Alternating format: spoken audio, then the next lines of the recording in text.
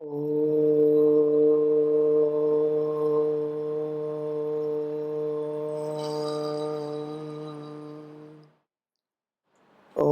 विश्वानि देव सवितर्दुरितानि परासुव यद्भद्रं तन्न आसुव।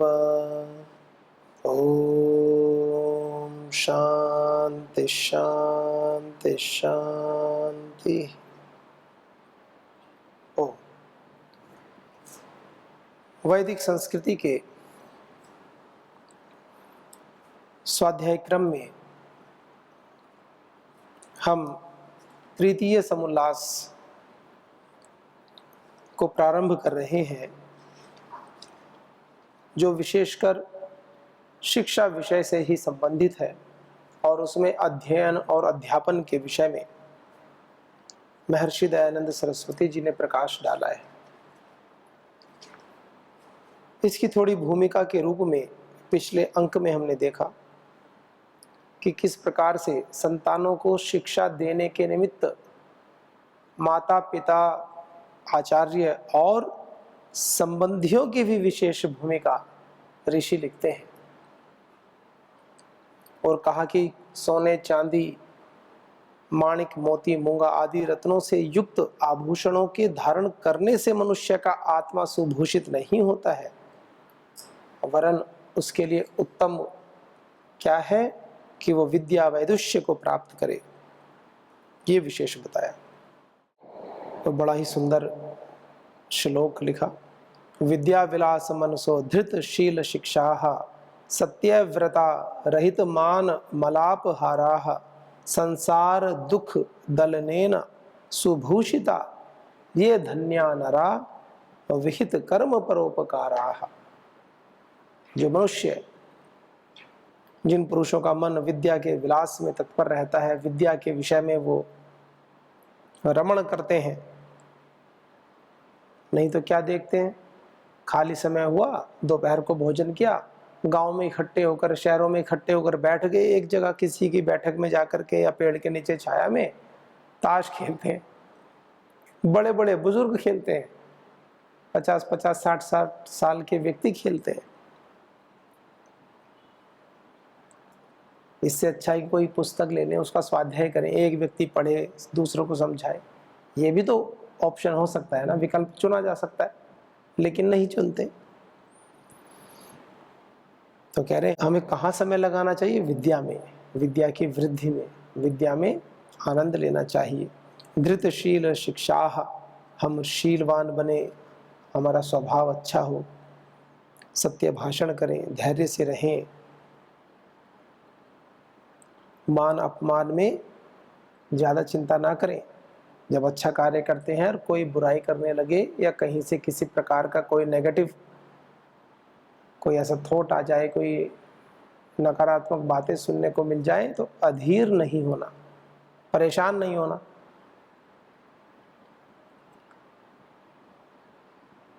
अपवित्रता से रहित रहें, पवित्र रहें,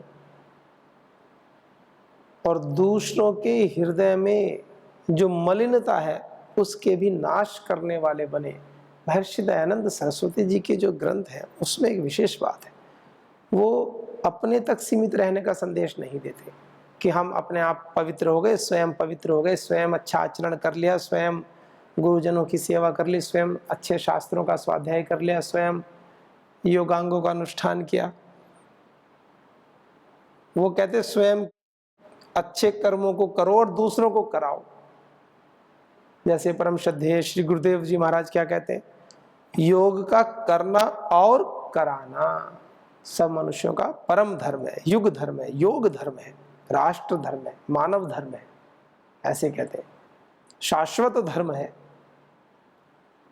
करना और कराना। जो महर्षि होते हैं, जो ऋषि होते हैं,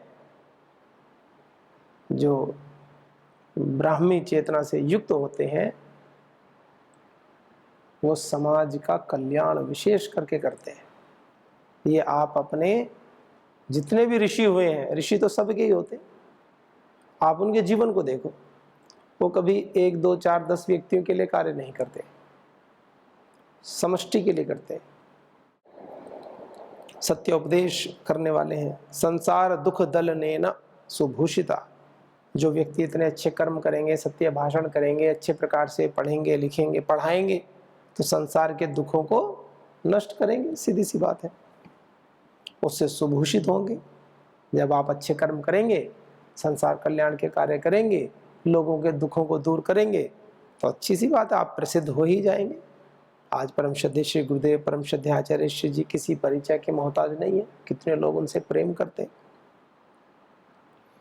ये धन्य नरा विहित कर्म परोपकारा, वो लोग, वो नर, वो जन धन्य है जो हमेशा दूसरों के परोपकार में, दूसरों के अच्छे कर्म कर। परोपकार का तो अर्थ होता पर उपकार, पर माने दूसरे, उपकार यानी उनकी सहायता करना, मार्गदर्शन करना, उनको उभारना, ऊपर उठाना, निम्न चेतना से उच्च चेतना में प्रतिष्ठापित कर, ये तो होता ही है।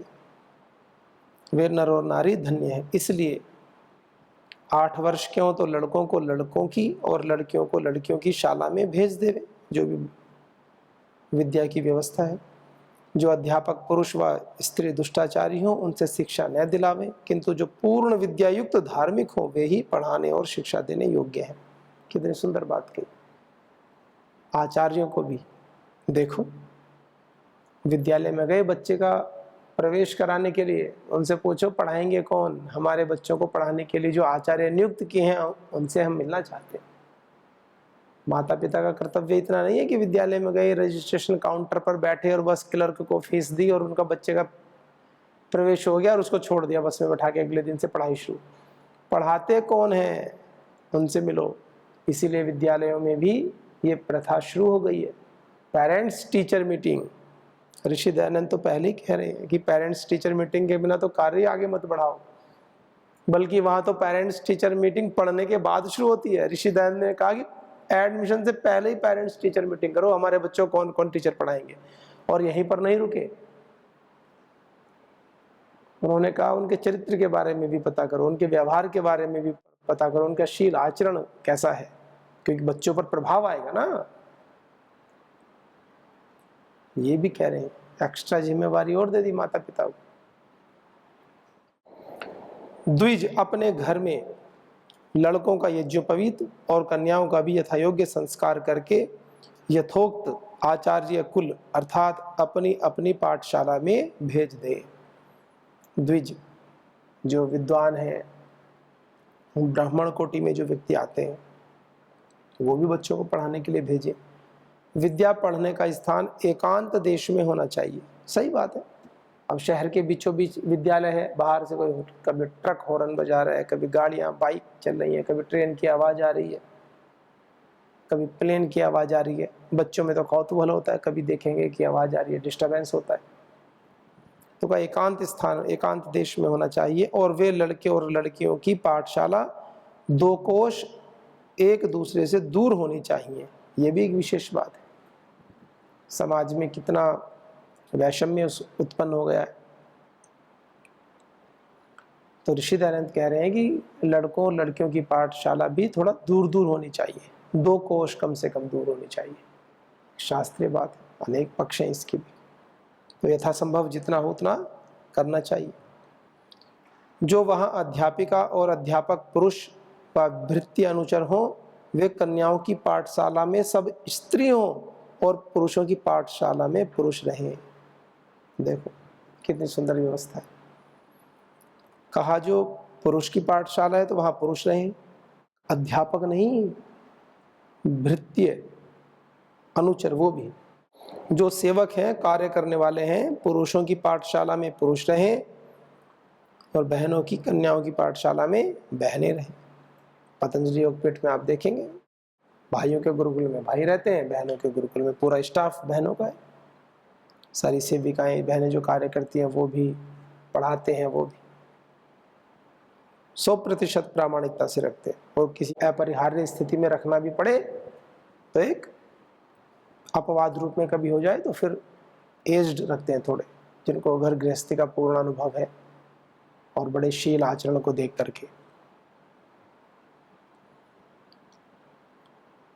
स्त्रियों की पाठशाला में 5 वर्ष का लड़का और पुरुषों की पाठशाला में 5 वर्ष की लड़की भी न जाने पावे। महर्षि दयानंद सरस्वती जी ने जो वेदों का निचोड़ दिया है ना, एकदम कट टू कट बात, ऐसे कहते हैं ना, कट टू कट। ऋषि का तो यही होता है ना कार्यक्रम, ऐसे बिल्कुल। अर्थात जब तक वे ब्रह्मचारी व ब्रह्मचारिणी रहे, तब तक स्त्री व पुरुष का दर्शन, स्पर्शन, एकांत सेवन, बातचीत करना, भाषण, विषय कथा, परस्पर क्रीड़ा, विषय का ध्यान और संग, इन 8 प्रकार के मैथुनों से अलग रहें और अध्यापक लोग उनको इन बातों से बचावें। बच्चे तो बच्चे हैं, ये अध्यापकों का दायित्व है। अब समाज में व्यवस्थाएं करनी पड़ती है। अब जैसे पतंजलि विश्वविद्यालय है, अब कई नॉर्म्स हैं, सरकार के कुछ नॉर्म्स बन जाते हैं। अब सरकार के नॉर्म्स तो ये भी है कि शराब को भी लाइसेंस दे के पिला रही है लोगों को, बताओ भाई, जब शराब प्रतिबंधित है तो उसका लाइसेंस ही क्यों देना? कि कोई अपने से बेचेगा तो गलत बात है, लेकिन सरकार का लाइसेंस लेकर के शराब पिला सकता है लोगों को, तो कोई बात नहीं। बताओ, ये कोई बात है? गाय काटना गलत है, लेकिन लाइसेंस लेकर के आप काट सकते हो। इन चीजों के लिए ये तो मतलब अत्यंत दयनीय स्तर की बात है। इन पर भी गंभीर चिंतन करना चाहिए। तो कुछ नियम भी है कि जो भाई बहन साथ में पढ़ते हैं, कई जगह को एजुकेशन होती है, उसमें भी अलग प्रकार से मार्क्स देते हैं कि भाई यहाँ को एजुकेशन है तो इसका मतलब ऐसा स्तर है, उसको भी अच्छा मानते हैं। कई जगह ऐसे ऐसे पैरामीटर्स बनाए हैं। पतंजलि विश्वविद्यालय में भी सिस्टम है, लेकिन वहाँ मर्यादाएं क्या है? वहाँ कक्ष में 1 सीट पर भाई बहन 1 सीट पर नहीं बैठ सकते, 2 की या 3 की बेंच होती है, वहाँ पार्टीशन है भाई। एक कक्ष में कुछ सीटें हैं, साथ में भी पढ़ना है तो फिर एक मर्यादा है कि एक तरफ सीटों पर बहनें बैठेंगी, एक तरफ सीटों पर भाई बैठेंगे, मर्यादा है। हॉस्टल में मर्यादा है, भाई भाइयों के हॉस्टल में रहेंगे, बहनें बहनों के हॉस्टल में रहेंगी, पर्याप्त दूरी है, एक दूसरा कोई व्यक्ति उधर जा ही नहीं सकता है। भोजनालय है तो भोजनालय में मर्यादा है, भाइयों की भोजन की व्यवस्था अलग है, बहनों की भोजन की व्यवस्था अलग है। किसी को बाहर आउटिंग पर जाना है तो मर्यादा है, जिस दिन बहनें आउटिंग पर जाएंगी कोई भाई आउटिंग पर नहीं जाएगा, जिस दिन भाइयों को आउटिंग मिलेगी उस दिन कोई बहन आउटिंग पर नहीं जाएंगी, ऐसी मर्यादा है। प्रातःकाल योग कक्षाएं होंगी तो बहनों की योग कक्षाएं बहनें ही लेंगी, भाइयों की योग कक्षाएं भाई ही लेंगे, ऐसी मर्यादा है। कहीं कोई सार्वजनिक कार्यक्रम होगा, बहनें बहनों के साथ बैठेंगी, भाई भाइयों के पीस साथ बैठेंगे, ये मर्यादा है। तो मर्यादाओं का ध्यान रखते, भले ही सरकार की तरफ से हो कि को एजुकेशन है, को एजुकेशन में भी मर्यादा तो रखेंगे ना, रखनी चाहिए, शास्त्र हमारे कह रहे हैं। तो ये 8 प्रकार के ब्रह्मचारियों के लिए विशेष कहा है कि ब्रह्मचारियों के लिए कि व्यसन बताए हैं, निषेध पक्ष बताए हैं। ब्रह्मचर्य काल में हम तो सन्यासी ब्रह्मचारी सभी हैं, तो पूरा जीवन ही ब्रह्मचर्य काल के लिए है, तो विशेष है इसके लिए। तो शास्त्र कहते हैं स्त्री व पुरुष का दर्शन, स्त्री हो तो उसको पुरुष का, पुरुष हो तो स्त्री का दर्शन। दर्शन का अर्थ क्या है? अब मान लीजिए मार्ग में जा रहे हैं और सामने से कोई बहन आ जाए, कोई स्त्री आ जाए, कोई माँ आ जाए। चलो माँ तो एक अलग कैटेगरी हो जाती है, माँ तो स्त्री और पुरुष किसी में नहीं आती, माँ तो माँ होती है, माँ तो माँ होती है, माँ का तो एक भाव ही अलग हो जाता है। फिर भी जितना आवश्यक हो एकांत से बचे। तो सामने से कोई बहन आ रही हो तो ऐसा तो है नहीं कि बस बिल्कुल नजरें सड़क पर गड़ा कर चले, चाहे टकरा ही जाए, ऐसा तो नहीं करना भाई। इतना तो है, चलो इतना थोड़ा उठाकर ये तो देखना ही है सामने से कौन आ रहा है, बस इतना ही शास्त्र के अनुसार। घूर कर नहीं देखना कौन आ रही है कौन नहीं आ रही है। कुछ होता है ना स्टेयरिंग करते हैं, घूरते हैं, गलत, शास्त्र निषेध करता है। और बस इतना ही कि भाई है कि बहन है, इतना तो पता चली जाता है सामने से आ कौन रहा है। तो उसमें बहुत ज़्यादा आपको तो ये देखना है कौन आ रहा है, किसी से टकराए ना। बाकी अनावश्यक देखने की आवश्यकता है क्या, भाई हो या बहन हो, कोई भी। या किसी से बात भी करनी पड़ जाए तो देखने की आवश्यकता क्या जाती, नीचे देखो, अपने अपने पैरों की तरफ देखते रहो, क्या दिक्कत है भैया, आप कानों से सुनो ना, समस्या क्या है इसमें। ब्रह्मचर्य काल में जब आप पढ़ाई करते हैं, सन्यासी ब्रह्मचारियों की कुछ मर्यादाएं, उनका पालन करना चाहिए। स्त्री व पुरुष का दर्शन करें, स्पर्श करना, कुछ हाथ मिलाते हैं, ये करते हैं, शास्त्र में निषेध किया है। एकांत सेवन, अकेले में बैठकर बातें करने, यहां गलत की बात नहीं चली कि गलत बातें करना, ये बात और ध्यान देने योग्य है। कुछ सोचे कि हम ये तो गलत बातों के लिए निषेध कर रहे हैं, या हम तो गलत बातें नहीं करेंगे। गलत की नहीं कह रहे, ऐसा नहीं कह रहे कि कोई एकांत में बैठेगा तो गलत कर्म करेगा, शास्त्र ऐसा नहीं कह रहे, ऋषि ऐसा नहीं कह रहे। फिर भी मर्यादा है कि अकेले हैं यदि आप, तो अकेले बात ना करो, सार्वजनिक स्थान पर करो, बाहर बैठ के करो, करना है तो अकेले कमरे में मत करो। या कोई ऐसी आवश्यकता तो गेट खोलो, यदि कभी कोई ऑफिस आदि में बैठकर बात भी करनी पड़ जा रही है तो बाहर का गेट खोल दो। कई प्रकार से मर्यादाएं बनानी पड़ती है। भाषण, आपस में एक दूसरे से बात करना, विषय कथा, कोई हंसी मजाक, ऐसे हंसी ठट्टा करते रहना अनावश्यक की बातों पर। परस्पर क्रीड़ा, भाइयों को बहन को भाइयों के साथ नहीं खेलना चाहिए। गेम शादी खेलते हैं, कहीं कहीं आप देखते होंगे कि भाई बहन मिलकर खेल रहे हैं, तो बहनें तो बहनों के साथ खेलें मिलकर के, भाइयों तो भाइयों के साथ खेलें, आपस में नहीं खेलना। ऋषि मना करते हैं, ये दोष है। विषय का ध्यान, अनावश्यक चिंतन नहीं करना ब्रह्मचारियों को किसी अन्य विषय का, बहनों को भाइयों का, भाइयों को बहनों का, ऐसे विषयों का चिंतन नहीं करना, और संग नहीं करना, आसक्ति नहीं रखनी।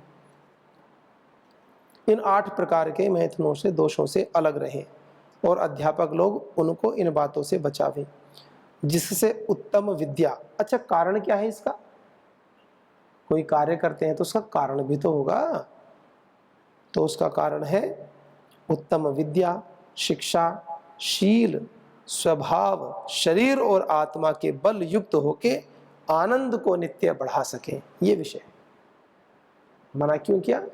कि जिससे कि विद्या बढ़े, उत्तम प्रकार से विद्या बढ़ेगी, शिक्षा बढ़ेगी। जब इधर उधर की बातों में ध्यान नहीं रहेगा तो अपने पढ़ाई में ध्यान होगा, अपनी साधना करेंगे, अपना शील स्वभाव पवित्र होता है, शरीर बल युक्त होता है, आत्मा बल से युक्त होती है, संकल्पित होती है आत्मा, और आनंद बढ़ता है। परमात्मा का तो स्वरूप ही आनंद स्वरूप है। पाठशालाओं से 1 योजन अर्थात 4 कोश दूर ग्राम व नगर रहे। अब 1 योजन या 4 कोश दूर गांव या नगर रहे। अब आप कहेंगे कि ऐसा तो कैसे संभव है, अब तो इतनी आबादी बढ़ गई। आप जंगल में घर बना लो, कुछ सालों के बाद जंगल के चारों तरफ ही आबादी बढ़ जाएगी, लोग घर बना लेते हैं। यहाँ पतंजलि योगपीठ, परम श्रद्धेय श्री गुरुदेव जी महाराज बताते हैं कि जब पतंजलि योगपीठ हरिद्वार में बनाया तो आसपास दूर दूर तक कुछ नहीं। योग ग्राम में जहाँ गुरुकुल बनाया तो वहाँ भी दूर दूर तक कुछ नहीं। हालांकि वो तो राजा जी नेशनल पार्क के अंतर्गत है, अभी भी वहाँ नहीं है, लेकिन फिर भी काफ़ी हो गया। जहाँ बना सकते थे व्यक्ति वहाँ बना ही रहे। और पतंजलि योगपीठ के चारों तरफ तो पूरी कॉलोनी बसा दी लोगों ने। पहले कुछ भी नहीं था, जंगल था, लेकिन जब योगपीठ की स्थापना हुई और सब कार्य चले तो सबका व्यवसाय बढ़ने लगा। फिर भी जितना प्रयास हो उतना तो करना ही चाहिए। सबको तुल्य वस्त्र, खान पान, आसन दिए जाएं, चाहे वह राजकुमार व राजकुमारी हो, चाहे दरिद्र के संतान हो। सबको तपस्वी होना चाहिए। लीजिए, विद्या का एक आभूषण लीजिए। गुरुकुल में बच्चों को क्यों पढ़ाना चाहिए? तो ऋषि कहते हैं सबको तुल्य वस्त्र दीजिए। कभी कभी कुछ क्या करते हैं, नए वस्त्र खरीद के लाते हैं घर परिवार से, कहेंगे कि यूनिफॉर्म है वाइट, तो वाइट यूनिफॉर्म में क्या करेंगे? जो सामान्य परिवार का बच्चा है, छात्र है, वो तो सामान्य कपड़ा खरीद के लाएगा, और जो अच्छे परिवार से है वो बहुत महंगा कपड़ा खरीद कर लाएंगे वाइट, रेशमी, चमकदार, चटकीला। वाइट में भी तो कई शेड आते हैं, बहुत पैसा खर्च करके अच्छा, ताकि दूसरों से विशेष नजर आए। ये विद्यालय में यूनिफॉर्म की बात क्यों आई? विद्यालयों में यूनिफॉर्म होती है ना प्रत्येक विद्यालय की, और विद्यालय देते हैं भाई ये यूनिफॉर्म है, कपड़ा हम देंगे। ये अच्छा भी है, और एक कुछ लोग तो इसका व्यावसायिक पक्ष लेते हैं, सस्ते में कपड़ा लाते हैं खरीद के और अधिक दाम पर बच्चों को यूनिफॉर्म के नाम पे देते हैं, वो तो गलत बात है। लेकिन इसके पीछे का जो अच्छा भाव ये था, कपड़ा भी एक जैसा, अच्छा कपड़ा लाते हैं खरीद कर, ऐसा नहीं है, अच्छा कपड़ा हो, पहनने में ठीक लगे बच्चों को, लेकिन वो एक जैसा ही हो, अलग अलग ना हो। इसीलिए आपने देखा हो गुरुकुलों की व्यवस्था होती है, सबको कटिवस्त्र तो एक जैसा आता है, सबको दिया जाता है, नाश्ता खाना व्यवस्थाएं एक जैसी हो। क्यों? क्योंकि हमारे शास्त्र ऐसा कहते हैं, और इसके परिणाम बहुत अधिक अच्छे होते हैं। समानता का भाव आता है, अहंकार शून्यता आती है। जो अत्यंत कमजोर दरिद्र परिवारों से हैं, जो इतना भी नहीं कर सकते, कम से कम वो वैसा पहनते हैं, उनको भी अच्छा लगता है। और जो बहुत अच्छे परिवारों से वो सामान्य पहनते हैं, उनको भी अच्छा लगता है। उनके अंदर से अहंकार की भावना जाएगी, उनको भी कॉमन टू ऑल वाली फीलिंग आएगी कि हम भी सब समान हैं, एक ईश्वर की संतान है, हम सब विश्व बंधुत्व के भाव से रहते हैं। क्या कहा? केवल अच्छी बात नहीं कहा, सबको तुल्य वस्त्र, खान पान, खाना पीना भी तुल्य हो, आसन आदि जो दिए जाए वो भी तुल्य। ऐसा नहीं कि किसी को कहा आप तो डबल बेड पर सो और एक को दे दी चटाई गरीब बच्चों, सब समान आसन पर, चाहे वह राजकुमार हो या राजकुमारी। कितनी बड़ी बात है, ये छोटी बात नहीं, ये छोटी बात नहीं।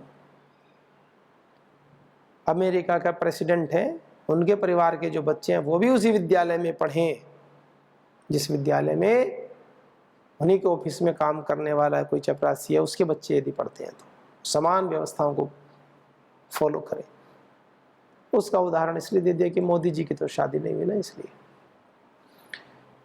तो राजा प्रजा, कितनी बड़ी बात है, हमारे ऋषि कितना संदेश देते हैं। चाहे दरिद्र के संतान हो, सबको तपस्वी होना चाहिए। और आगे की बात बताएंगे और उसका परिणाम भी बताते हैं ऋषि दयानंद की बड़ी विशेषताएं। क्यों करना चाहिए? जिससे कि सब तपस्वी हों। भगवान राम यदि गुरुकुल में न पढ़े होते तो 14 वर्ष वन में जाते तो बड़े परेशान हो जाते। तपस्या कराते हैं गुरुकुल में। गुरुकुल इसलिए नहीं कराते कि वो आगे वनवास होगा, 14 वर्ष वनवास जाएंगे, इसलिए नहीं। वो तो एक पैरामीटर है, जीवन के अनेक अंगों में लाभ मिलता है ना। ब्रह्मचर्य काल जो है वो तपस्वी काल है। ब्रह्मचारी श्नश्चरति रोदसी उभे तस्मिन् देवाः सम्मनसो भवन्ति स दाधार पृथ्वीं दिवं च स आचार्यम तपसा पिबर्ति। ब्रह्मचर्य सूक्त का पहला ही मंत्र है। कहा कि ब्रह्मचारी अपने आचार्य को अपने तप से संतुष्ट करता है, तपोद्वंद्व सहन। और महर्षि पतंजलि जी ने तप की परिभाषा की, और उपनिषद कहते हैं तपसा चीयते अन्नम, तप से अन्न की वृद्धि होती है, अन्न से फिर सारे लोक लोकांतर ये सब बनते हैं आगे। तप की तो बड़ी महिमा है। और वो तप क्या है? वो ईश्वर का ज्ञानमय जो संकल्प है वही तप है भगवान का। चलिए वो एक प्रसंगांतर हो जाएगा। तो कहा कि सबको तपस्वी होना चाहिए। उनके माता पिता अपने संतानों से व संतान अपने माता पिताओं से न मिल सके। अब करो आंदोलन महर्षि दयानंद के खिलाफ। और ऋषि तो शास्त्रों के अनुकूल लिख रहे हैं बात। वो तो सत्य के आग्रही हैं, प्रचंड आग्रही हैं। और ऋषि सत्य ना बताएं तो सत्य बताए कौन? कहा जिस समय ब्रह्मचर्य काल है, पढ़ाई का काल है, उस समय कहा उनके माता पिता अपने संतानों से या संतान अपने माता पिताओं से न मिल सकें, न किसी प्रकार का पत्र व्यवहार एक दूसरे से कर सकें।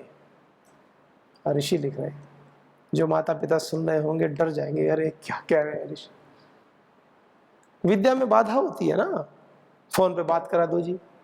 और इसके प्रत्यक्ष हम देखते ही हैं। गुरुकुल में बच्चा आया, 5th क्लास में एंट्री, 2nd में, 3rd में जो भी लेते हैं, 5th से बड़ी क्लासों में तो लेते ही नहीं है। 5वीं क्लास में बच्चा आया,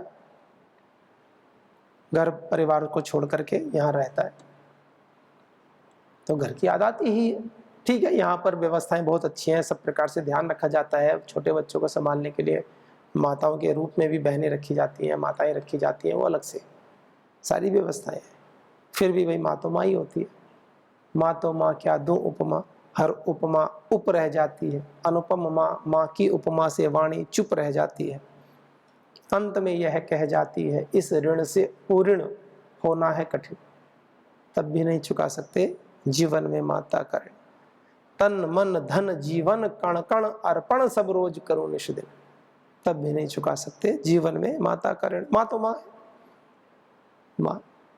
और साधकों के लिए माँ कौन हो जाती है? भगवती माता। उनके गुरु मातृ स्वरूप हो जाते हैं।